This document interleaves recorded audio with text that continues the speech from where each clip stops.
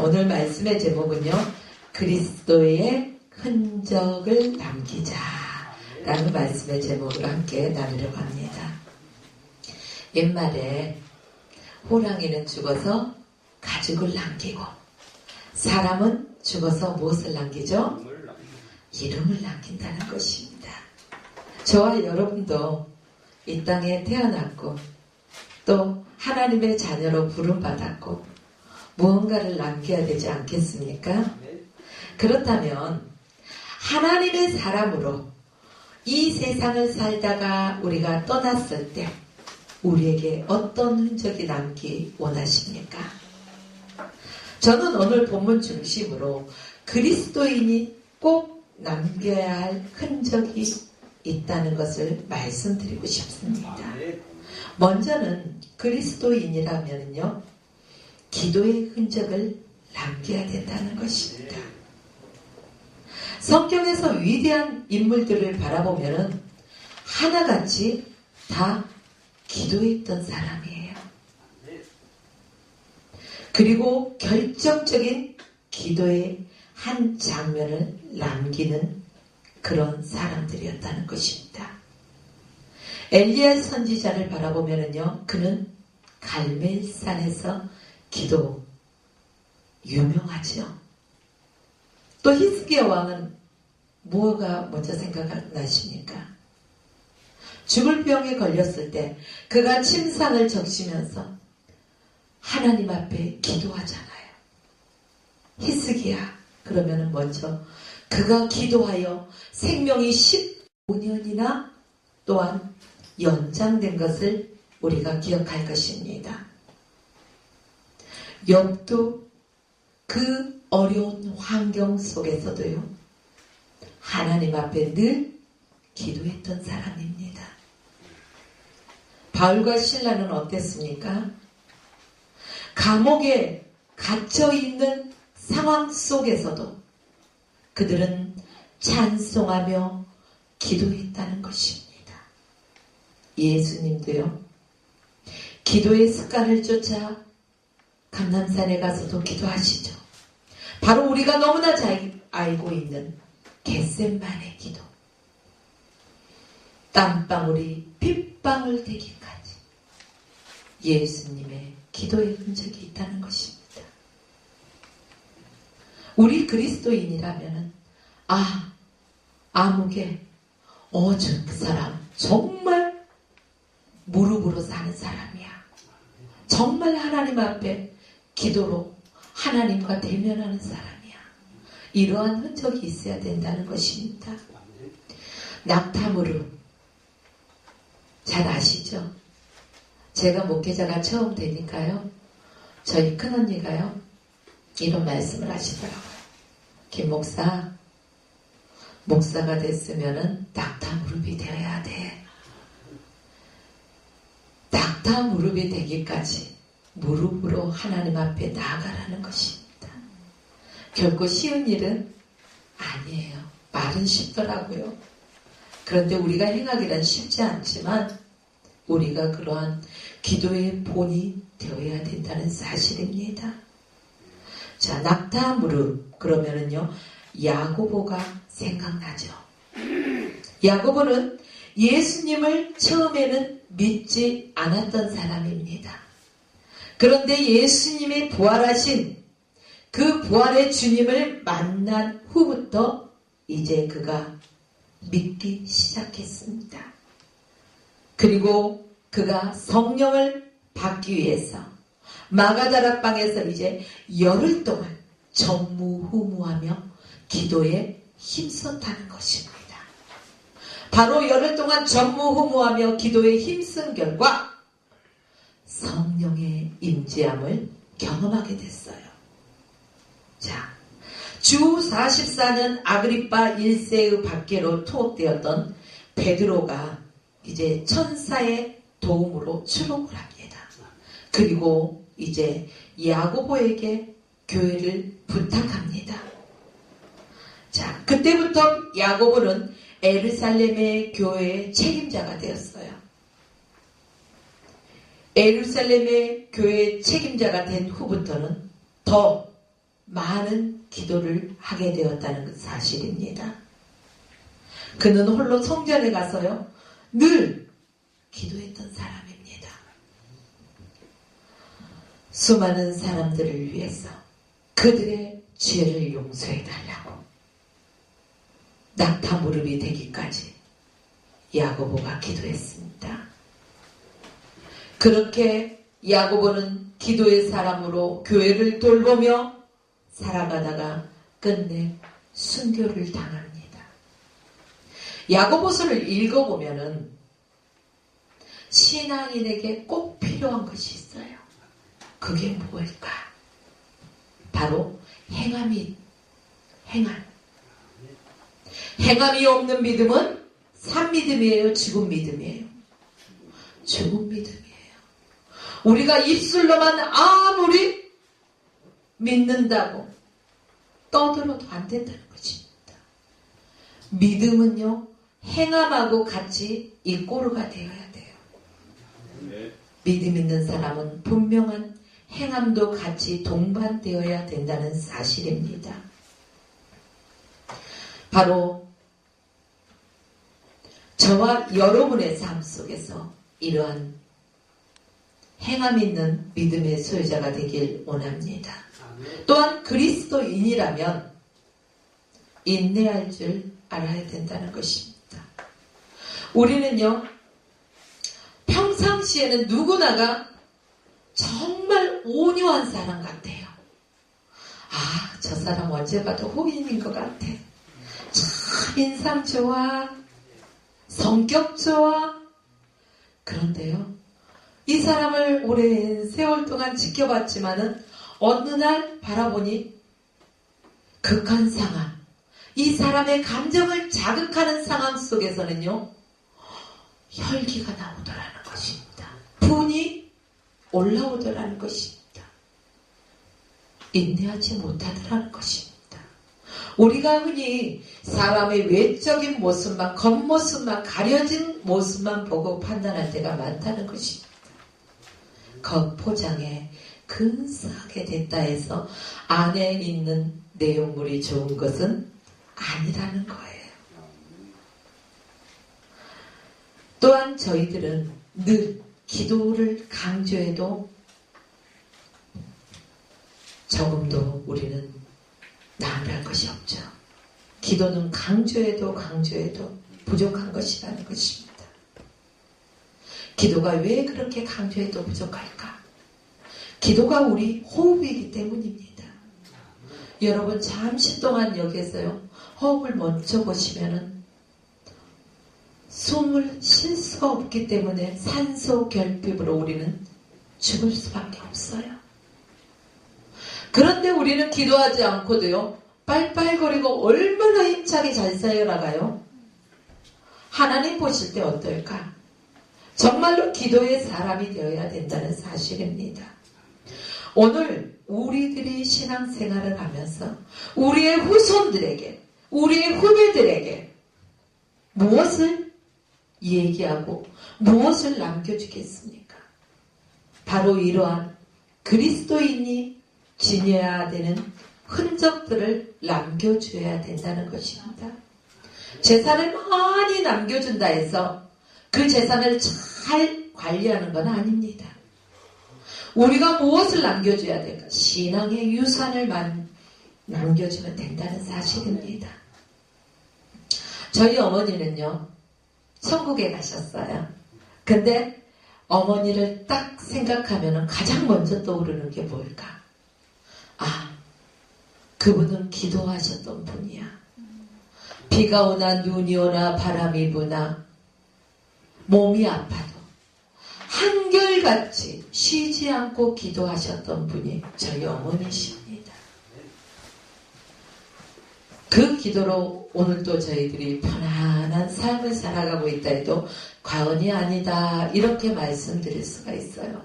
그렇다면 우리도 우리 자녀들을 위해서, 우리 후손들을 위해서, 우리의 후배들을 위해서 얼마나 중보하며 기도하고 있나, 우리는 생각해 보아야 할 것입니다.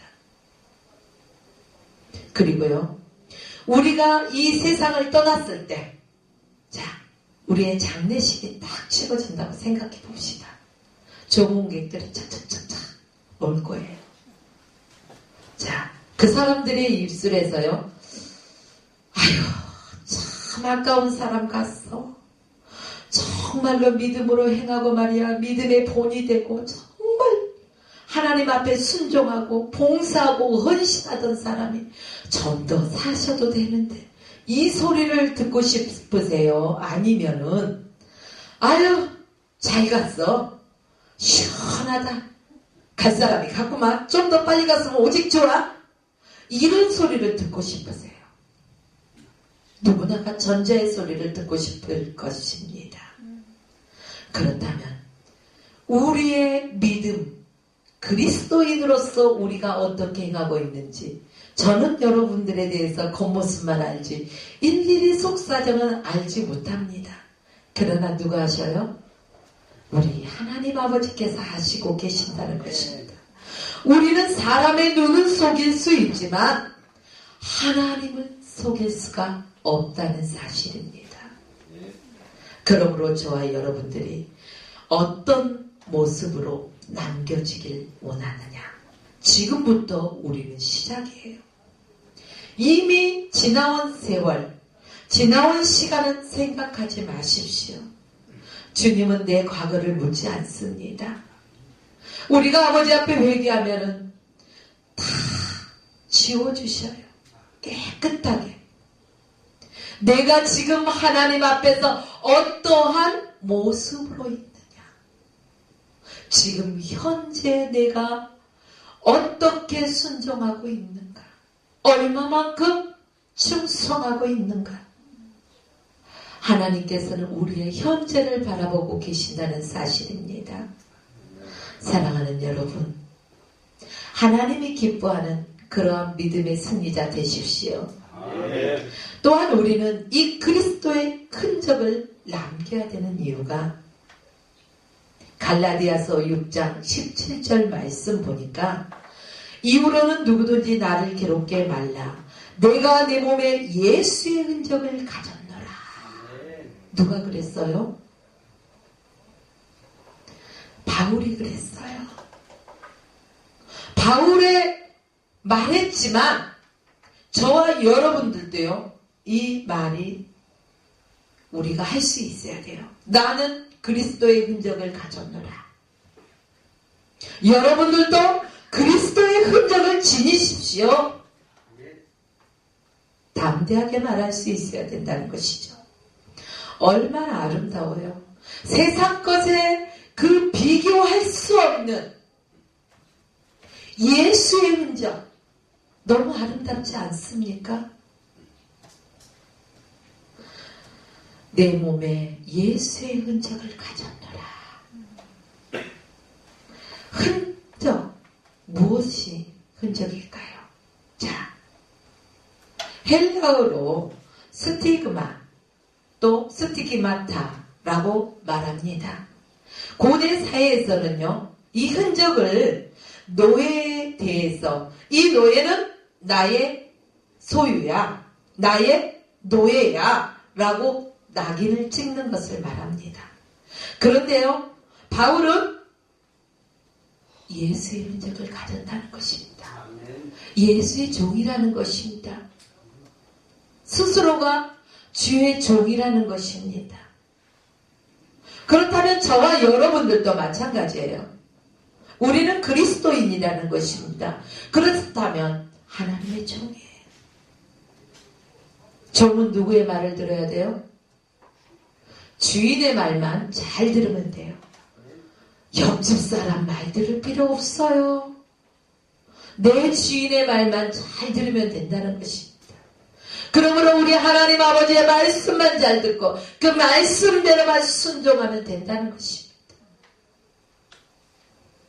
인류의 최대 영광스러운 흔적을 지니신 분이 계셔요. 누굴까요? 저와 여러분이 믿는 예수 그리스도라는 것입니다. 그분이 인류의 최대 영광스러운 흔적을 지니셨습니다. 머리에는 가시관을 쓰시고 손과 발목에 깊은 못자국, 옆구리에 창자. 누구를 위해서? 저와 여러분들을 위해서요. 하나님의 사랑이 이처럼 크다는 것입니다. 표현할 수 없어요.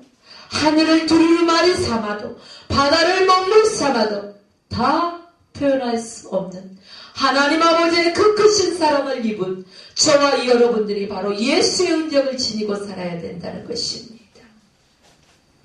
이 영광스러운 흔적. 자, 부활을 의심했던 도마. 예수의 흔적을 보여주지 않아요. 내가 믿지 못하거든 내 옆구리에 손을 넣어보고 내 손과 발을 믿음 없는 자가 되지 말고 믿음 있는 자가 되어라. 사랑하는 여러분, 보고 믿는 것보다 보지 않고 믿는 사람이 복되다는 것입니다. 이 성경 말씀은 우리의 머리로 이해할 수 없는 부분들이 너무너무 많아요. 믿을 수 없는 부분들이 너무너무 많아요. 그러나 하나님의 말씀이기에 저와 여러분들이 믿어야 한다는 것입니다. 우리가 믿고 싶다 해서 믿어지는 거 아닙니다. 성령이 믿게 하셔야만이 믿어진다는 것입니다. 오늘도 여러분들이 여기 와서 예배를 드리지만 내가 오고 싶어서 온 사람 한 사람도 없어요. 내가 오고 싶어서 온 것 같지만, 누군가의 권유로 온 것 같지만 실상은 성령이 인도하셨기 때문에 이 자리에서 함께 예배할 수 있는 것입니다.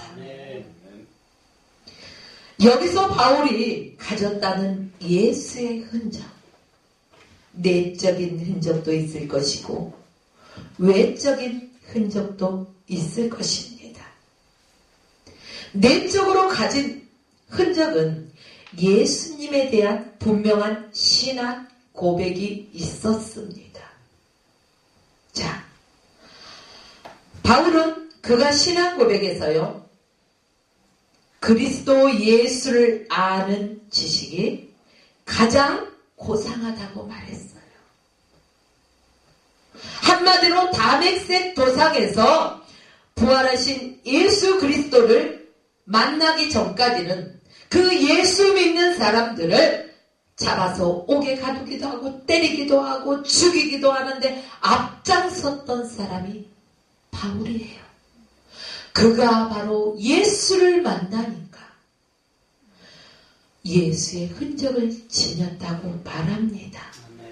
그리스도를 아는 지식이 가장 고상하다고 신앙 고백을 하는 것입니다. 저와 여러분들은 무엇을 자랑합니까?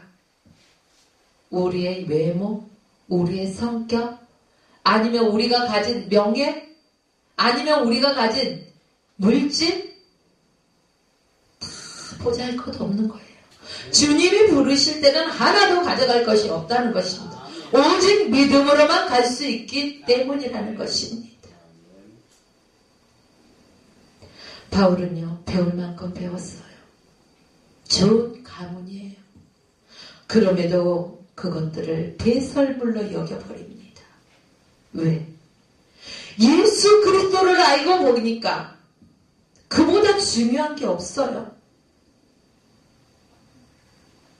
그런데 저희들은 세상 것에 얼마나 욕심을 부리고 그것을 잡기 위해서 안간힘을 쓰고 살아갑니까? 너희는 먼저 그 나라와 의를 구하라. 그리하면 그 모든 것을 너희에게 더하시리라. 그런데 우리는 반대로 하고 있죠.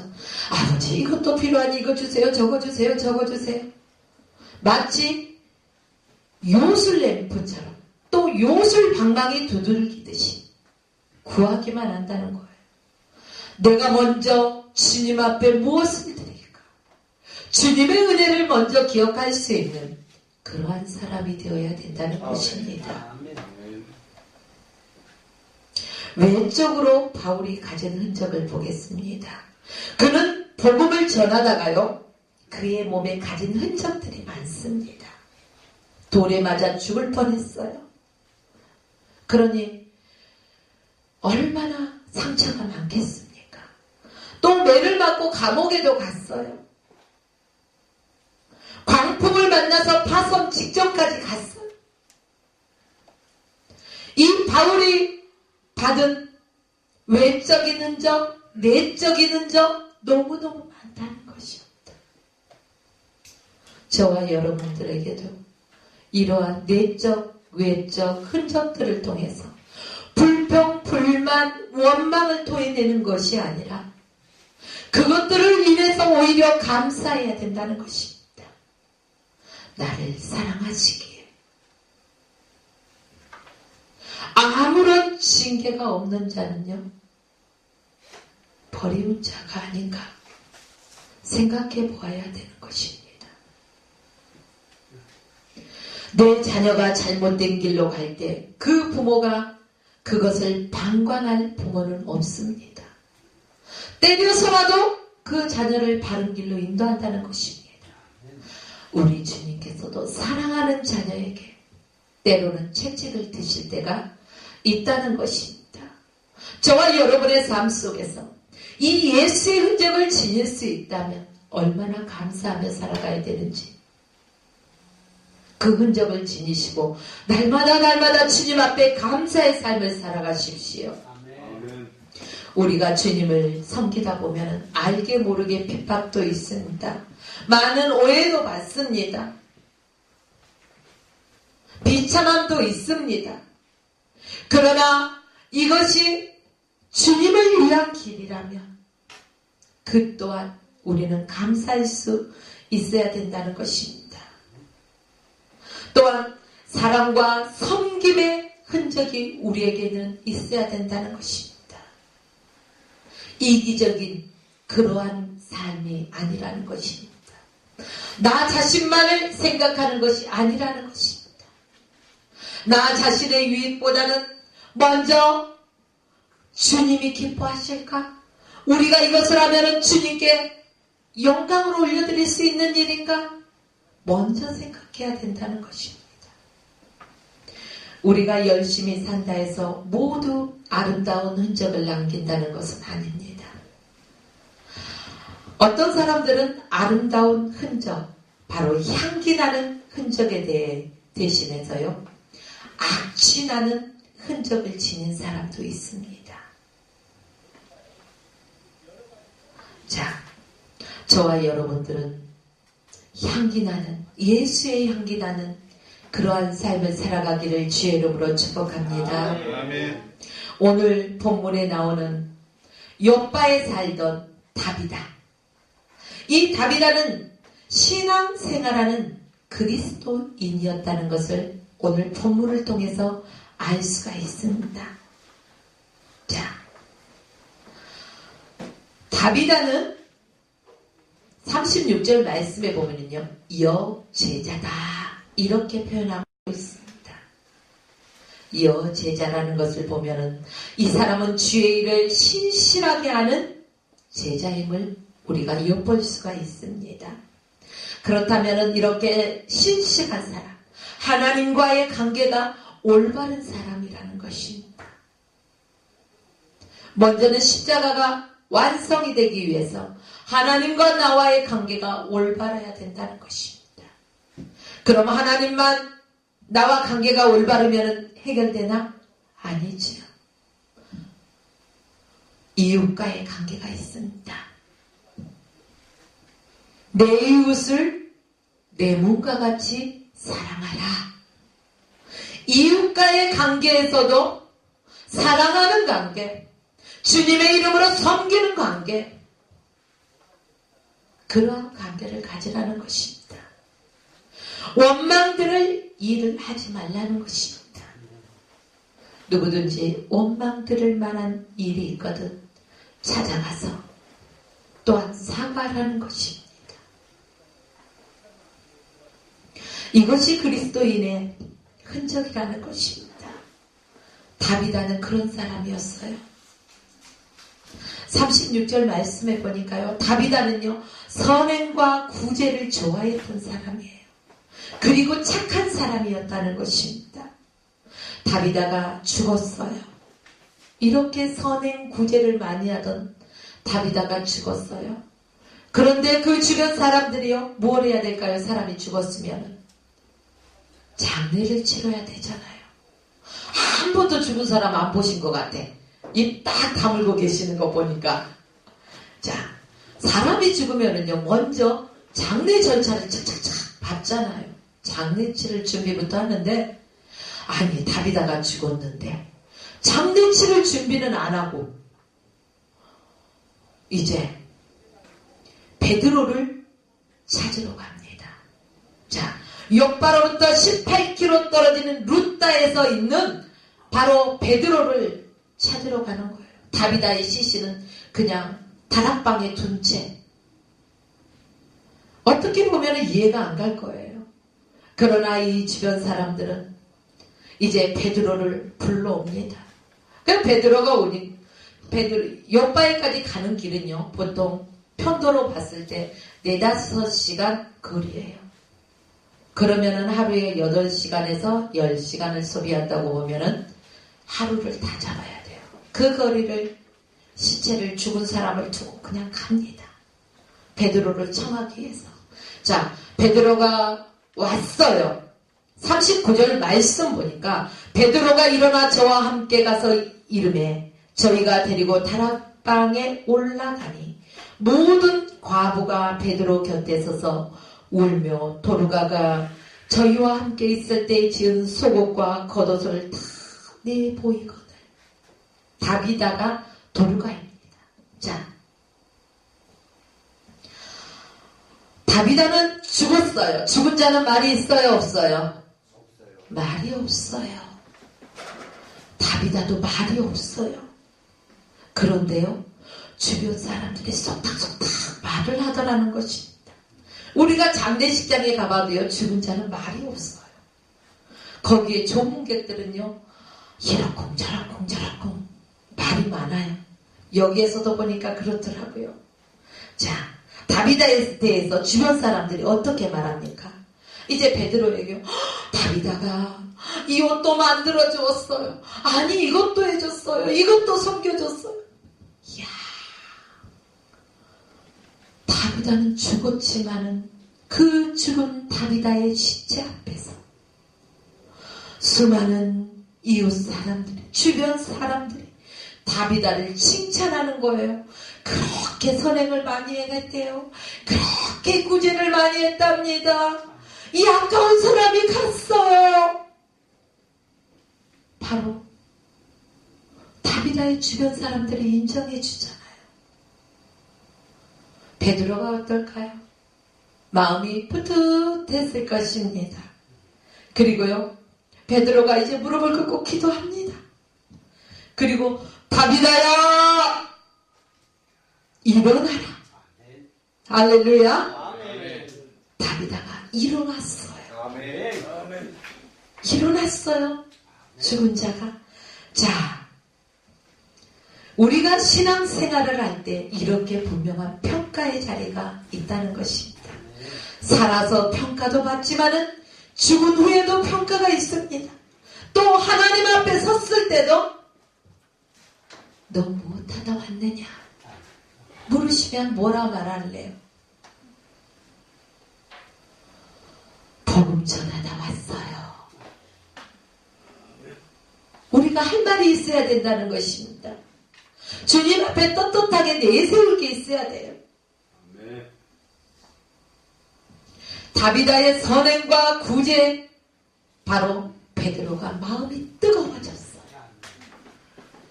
여러분들 여기 계시는 분들 보니까 나이가 다 이제 지긋하시잖아요. 자녀들이 다 있으신 분들이에요, 보니까. 자, 어디를 갔는데 그 자녀들에 대해서 막 여기저기서 칭찬을 해. 어때요? 뿌듯하잖아요. 베드로의 마음이 그랬어요. 바로 우리 하나님의 마음이 그렇다는 거예요. 저와 이 여러분들이 예수의 흔적을 지니고 하나님 앞에 순종하며 충성하며 헌신하는 삶을 살아갑니다. 사랑하는 아무개야, 내가 너로 인해서 너무 기뻐, 너무 좋아. 내가 내게 무엇 해줄까? 내가 말이야, 내가 너무 이쁘니까 뭔가를 해주고 싶어. 너 무엇 갖고 싶어? 말 좀 해봐. 다 들어줄게. 우리 하나님은 이런 하나님이에요. 째째하게 조금 주시지 않고 차고 넘치도록 어떻게? 풍성하게 주신다는 사실입니다. 그 하나님이 저와 여러분의 하나님이셔요. 그런데도 예수의 흔적을 남기지 않으시겠습니까? 이 시간 결단하십시오. 나도 예수의 흔적을 가져야 되겠다. 누가 뭐라 하든 간에 내 안에 살아계신 성령 하나님의 인도하심에 따라서 나는 순종하고 나아가리라. 나의 둯대 십자가를 향해서 나아가리라. 나의 신앙의 모델이다. 김집사도 이집사도 이장로도 박장로도 아니다. 바로 예수 그리스도가 나의 신앙의 모델이시다. 난 그분만 보고 따라가리라. 할렐루야. 이러한 신앙의 결단을 지니시길 주의 이름으로 축원하며 오늘 말씀을 마칩니다. 기도하겠습니다.